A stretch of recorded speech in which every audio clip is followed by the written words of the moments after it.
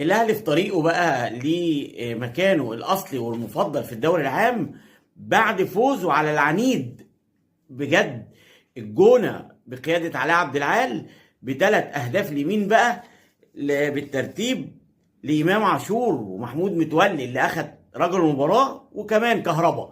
النهارده كانت مباراه قويه جدا بين الاهلي والجونه، لكن الاهلي قدر ان هو يفوز بنقاط المباراه ووصل للنقطه 27 بيحتل بيها المركز العاشر. وفي طريقه طبعا الاهلي من 13 مباراه، الاهلي لو فاز المباريات بتاعته ان شاء الله اللي جايه هيبقى هو متصدر الدوري، بيعمل 83 اسيست في مسيرته مع النادي الاهلي. والنهارده لاول مره بيرتدي اشاره الكابتن.